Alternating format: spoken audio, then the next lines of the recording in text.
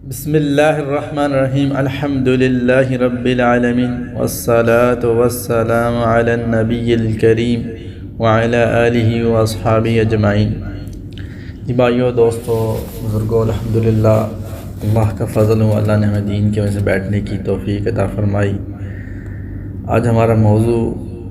نبی اکرم صلی اللہ علیہ وسلم کے ازواج مطہرات اور آپ صلی اللہ علیہ وسلم کے اولاد کے بارے میں ہوگا۔ ہر مسلمان کو نبی اکرم صلی اللہ علیہ وسلم کی ازواج مطہرات اور اولاد کا حال معلوم کرنے کا شوق ہوا کرتا ہے، اور ہر مسلمان کو آپ صلی اللہ علیہ وسلم کی ازواج مطہرات اور اولاد کا حال معلوم کرنے کا شوق ہونا بھی چاہیے، کیونکہ ہمارا نبی ہیں، سید الانبیاء خاتم النبیین ہیں، تو ہر مسلمان کو شوق ہونا چاہیے ہمارے نبی پاک صلی اللہ علیہ وسلم کی سیرت کے بارے میں، آپ کی زندگی کے بارے میں۔ نبی اکرم صلی اللہ علیہ وسلم کا نکاح جو ہے وہ 11 یا 13 عورتوں سے ہوا ہے۔ بعض محدثین و مورخین کا اتفاق ہے 11، اور بعض محدثین کا اتفاق ہے کہ 13 سے ہوا، کیونکہ بعض کتب میں، حدیث میں، کتابوں میں 13 امہات المومنین کے نام ملتے ہیں۔ قد واللہ عالم۔ نبی اکرم صلی اللہ علیہ وسلم کی ازواج مطہرات کے متعلق اللہ تعالیٰ نے قرآن پاک میں سورہ احزاب میں آیت نمبر 30، 31 اور 32 میں فرمایا ہے کہ اے نبی صلی اللہ علیہ وسلم کے ازواج مطہرات، تم عام عورتوں کی طرح نہیں ہو، تم بلند مقام کی حامل ہو، تمہاری ایک غلطی پر تمہیں 2 گنا عذاب دیا جائے گا، اور اسی طرح تم میں سے جو کوئی اللہ اور اس کے رسول صلی اللہ علیہ وسلم کی فرما برداری کرے گی، نیک کام کرے گی، اس کے لیے ہم نے بہترین یعنی دگنا اجر عظیم عطا کر رکھا ہے، اجر عظیم عطا فرمائیں گے، ان کے لیے بہترین روزی تیار کر کے رکھی ہے، بہترین جنت تیار کر رکھی ہے، جس کا مفہوم ہے۔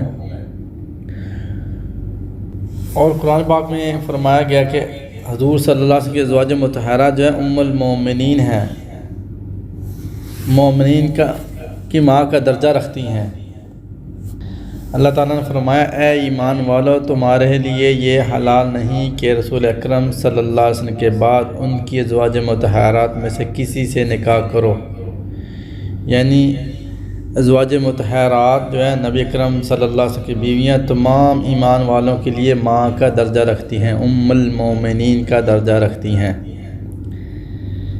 نبی اکرم صلی اللہ علیہ وسلم کا کثرت نکاح کا مقصد، جو آپ صلی اللہ علیہ وسلم نے اتنے نکاح کیے ہیں، ان کا مقصد کیا ہے؟ آپ صلی اللہ علیہ وسلم نے 13 نکاح فرمائے ہیں،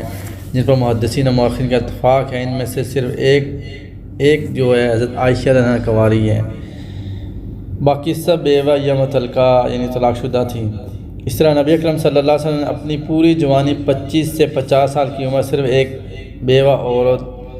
سیدنا حضرت خدیجہ رضی اللہ عنہا کے ساتھ گزار دی، یعنی 50 سے 60 سال 62 سال کی عمر میں آپ صلی اللہ علیہ وسلم نے چند نکاح کیے۔ نعوذ باللہ، یہ نکاح کسی شہوت کو پوری کرنے کے لیے نہیں کیے گئے تھے۔ تو آپ صلی اللہ علیہ وسلم کو یعنی 50 سال کی عمر کے بعد آپ صلی اللہ علیہ وسلم کو شہوت زیادہ آ گئی، یا آپ صلی اللہ علیہ وسلم کو شوق ہوا شادیاں کرنے کا کہ اچانک آپ صلی اللہ علیہ وسلم کو شوق ہوا؟ نہیں، آپ صلی اللہ علیہ وسلم نے اگر شوق ہوتا تو آپ صلی اللہ علیہ وسلم کنواری لڑکیوں سے نکاح کرتے نا، بیوہ یا طلاق شدہ سے نہ نکاح کرتے اگر آپ کو شوق ہوتا تو۔ مگر آپ صلی اللہ علیہ وسلم نے جتنے نکاح بھی کیے ہیں وہ اللہ تعالیٰ کی مرضی سے کیے ہیں، اور جتنے نکاح آپ صلی اللہ علیہ وسلم اپنی بیٹیوں کے کروائے ہیں وہ بھی اللہ کی مرضی سے ہی کروائے ہیں۔ جبریل علیہ السلام وہی لے کر آتے تھے،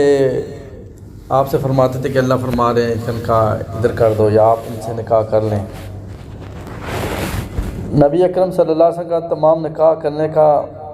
مقصد جو تھا وہ یہ کہ بہت ساری جنگوں میں صحابہ کرام اجمعین شہید ہو رہے تھے، وہ جو ان کی عورتیں بیوہ ہو رہی تھی تو آپ سے ان میں سے کسی نکاح فرما لیتے تھے۔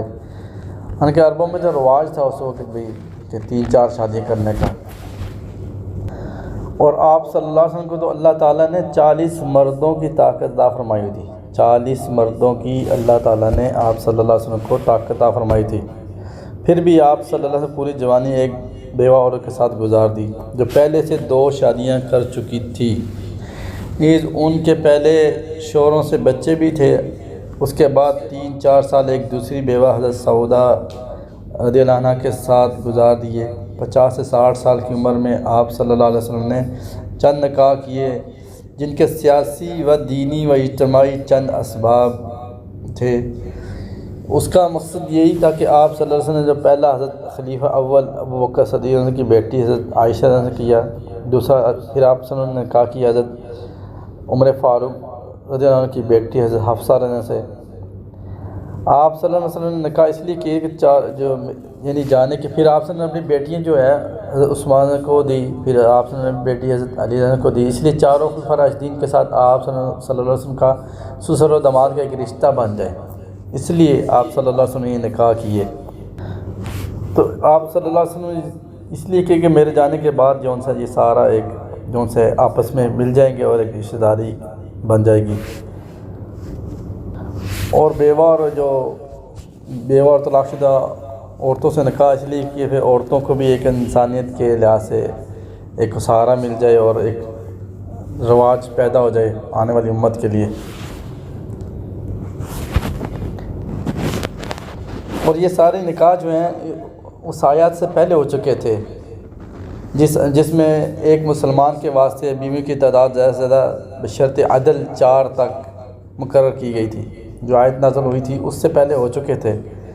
اور بھی یاد رکھیں کہ اللہ تعالیٰ نے نبی اکرم صلی اللہ علیہ وسلم کی بیویوں کو دوسروں کے لیے حرام قرار دیا، جیسے کہ پہلے شروع میں بیان کر دیا ہے، بات کر دی ہے۔ پھر اللہ تعالیٰ نے سورہ احزاب آیت نمبر 52 میں فرمایا کہ اس کے بعد اور عورتیں آپ کے لیے حلال نہیں ہیں۔ پھر اللہ تعالیٰ نے نبی پاک صلی اللہ علیہ وسلم فرما دیا اب آپ کے لیے اور عورتیں نہیں ہیں۔ اس وقت تک آپ صلی اللہ علیہ وسلم کی یعنی 9 نکاح ہو گئے تھے، 9 عورتیں تھیں آپ کے نکاح میں موجود تھیں۔ اللہ پاک نے فرمایا جس کا مفہوم ہے کہ اگر آپ کو اچھی بھی لگے پھر بھی آپ جو صاحب نکاح نہیں کر سکتے، نہ ان میں سے کسی کو طلاق دے کر اس کی جگہ نکاح کر سکتے۔ اب آپ کے لیے رک گیا بس،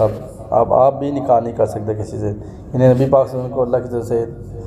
حکم آیا کہ اب آپ کے لیے بھی یہ آخری بس یہ